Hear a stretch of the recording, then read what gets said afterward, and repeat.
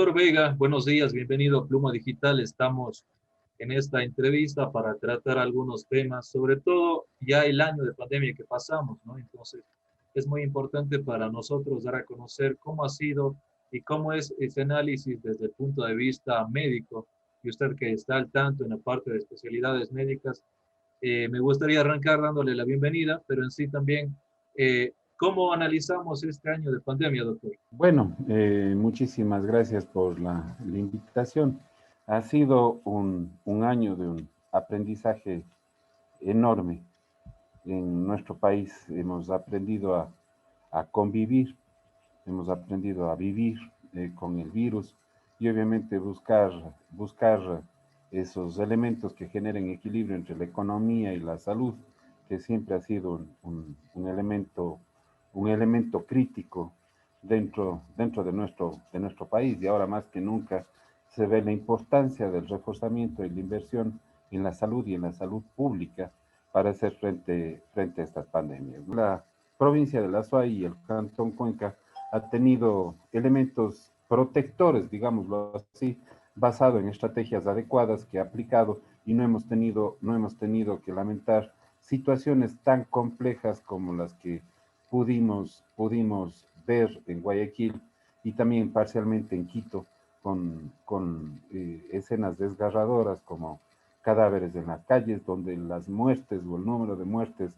sobrepasó de largo el número de camas hospitalarias, y obviamente inclusive hasta la posibilidad de cremar esos cadáveres que, que se produjeron a inicio de la pandemia en el mes de marzo y abril en la ciudad de Guayaquil, en la provincia del Guayas.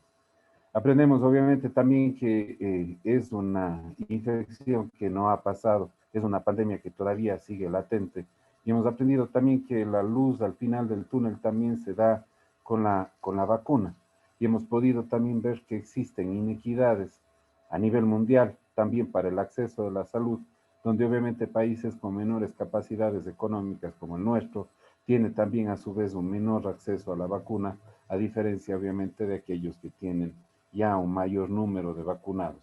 En ese sentido, dentro de esas lecciones que acaba de mencionar también, está la parte de la falta de agilidad que hubo por parte del gobierno central en el tema, no solo a nivel de la SOE como tal, analizando, sino a nivel de todo el país. Mire, Hablo en el tema de insumos médicos como mascarillas, eh, también elementos de bioseguridad para los médicos, enfermeros y demás. ¿Cómo analizamos ese punto de ahí? yo creo que inclusive eso es parte de un gran problema, de un sistema de salud que arrancó el año 2020, básicamente con un recorte bastante fuerte en el presupuesto, inclusive con un gran número de separación y desvinculación de los profesionales de la salud en un sistema que obviamente ya tenía una alta demanda. El primer caso a nivel de país se detecta el 29 de febrero, se confirma el primer caso. Esto haciéndolo de manera retrospectiva. Recordemos que en fechas de febrero o en torno a febrero, todavía en la ciudad de Guayaquil se estaban permitiendo, pese a que a nivel mundial ya se implantaron unas restricciones bastante intensas, inclusive de movilidad, inclusive de transporte aéreo. En nuestro país se siguieron dando inclusive eventos deportivos, fiestas masivas, y eso fue un caldo de cultivo perfecto para que genere una explosión,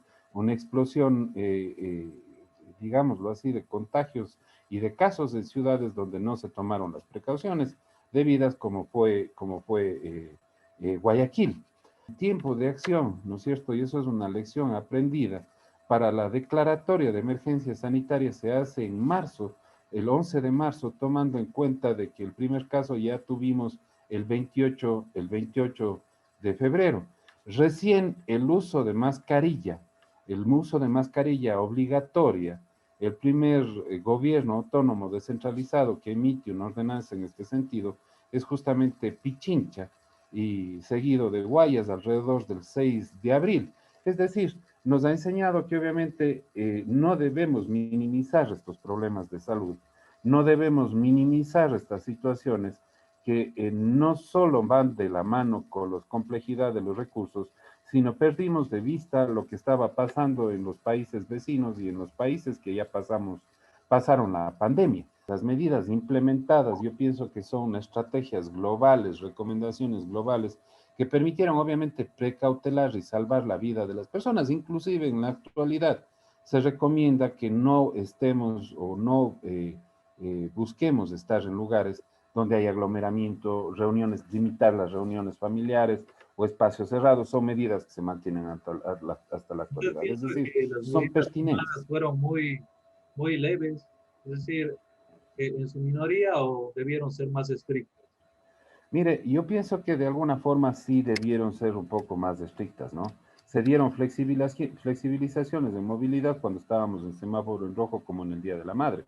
Todos escuchamos serenos en mayo, ¿no? Entonces todos pudimos escuchar que estaban en la calle circulando gente y obviamente son elementos que generaron movilidad, ¿no? Otro de los puntos también de quiebra en ese momento, más allá de la parte de insumos médicos, era la parte del personal médico, enfermeras, personas especializadas en tratar a la gente que tenía COVID, lo cual en el país es muy deficiente también en ese sentido. Mire, yo pienso que de alguna manera, como le dije en su momento, la provincia de La Suay tiene una característica muy especial, inclusive el exceso de mortalidad y el número de muertos en nuestra ciudad y en nuestra provincia en relación al país siempre es menor. Eso da cuenta de la calidad del sistema. Y volviendo a lo que usted decía, la renuncia en en los meses iniciales de la pandemia de la ministra de Salud, Catalina Andramuño, justamente se basaron en que la protesta que ella tenía por las restricciones económicas hacia el Ministerio de Salud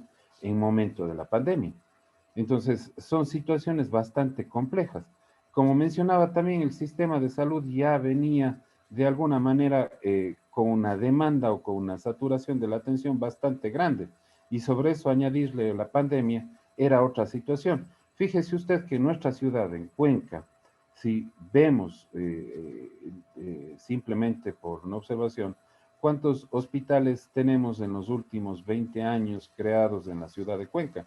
Básicamente dentro del sector público tenemos el José Carrasco y el Vicente Corral Moscoso, que han sido los hospitales que han estado haciendo frente directo, ¿no es cierto?, a la pandemia, y el crecimiento del número de camas antes de la pandemia era bastante menor, un 1% anual en el sector público versus un 4% en el sector privado. Es decir, muchas de las veces también la inversión en salud que se redujo en ese momento, básicamente fue cubierta y ha sido también un apoyo importante la red complementaria, la red privada de salud.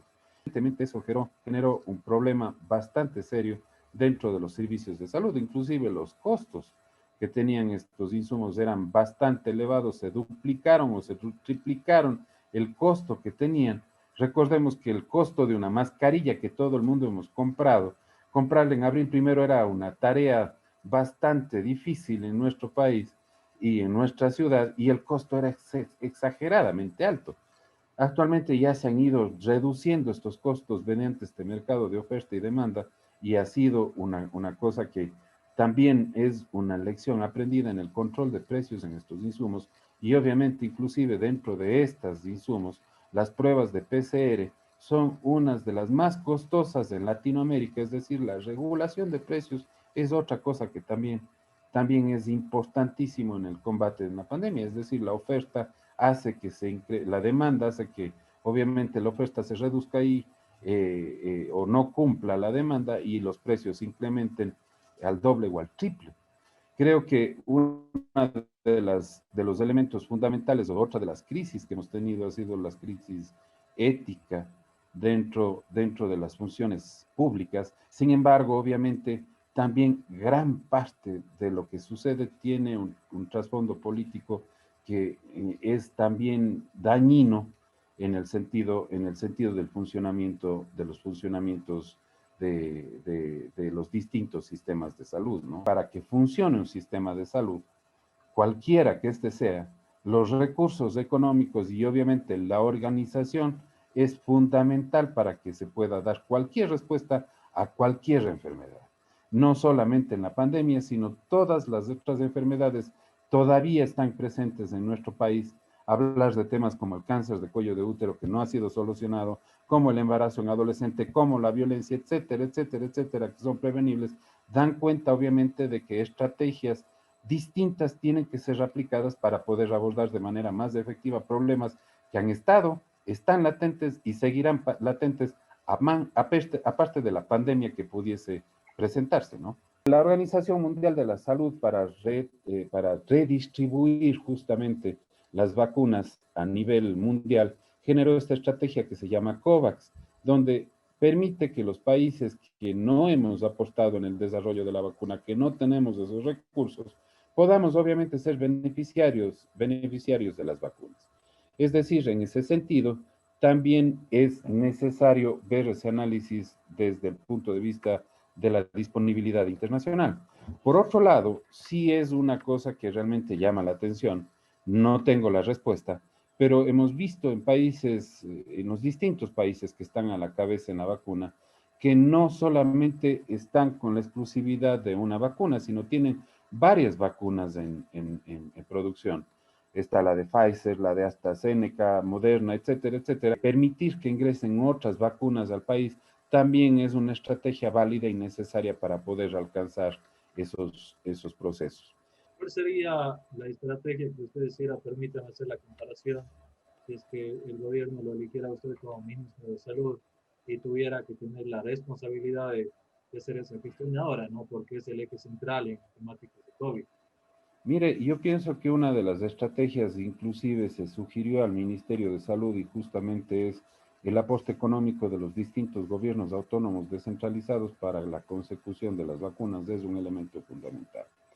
Ya lo han manifestado las farmacéuticas, ¿no? Que obviamente, y es el ejemplo Chile con recursos económicos, la empresa privada, los gobiernos autónomos descentralizados que puedan aportar, no de conseguir aisladamente la vacuna, sino aportar a un sistema general para que haya una distribución de las vacunas de acuerdo a la jerarquización y la priorización, son elementos fundamentales si el problema viene por lo económico. La segunda es obviamente aperturar el mercado de las vacunas.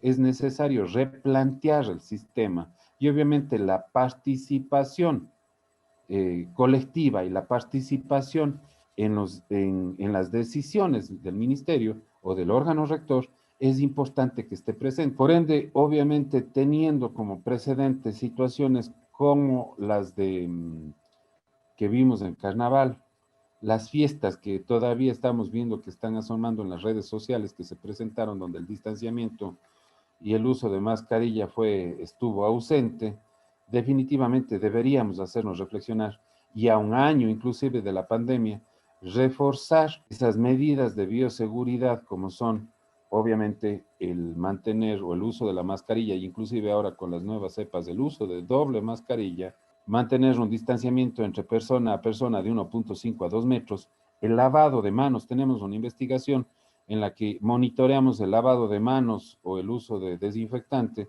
donde en el mes de agosto del 2020 estaba en un 95% y en febrero del 2021 el 75% de los encuestados responde que tiene un uso regular de lavado de manos, igual ha decrecido el uso de mascarilla, pero eso nos demuestra que no debemos, obviamente, también las instituciones, ministerios de salud, gobiernos autónomos descentralizados, mantener, obviamente, esa información, esa promoción, esa educación para el uso de mascarilla, lavado de manos, distanciamiento, evitar lugares cerrados, evitar reuniones innecesarias que son absolutamente espacios donde se ha visto que justamente se puede dar la transmisión, inclusive no solamente fuera del hogar, sino dentro del hogar.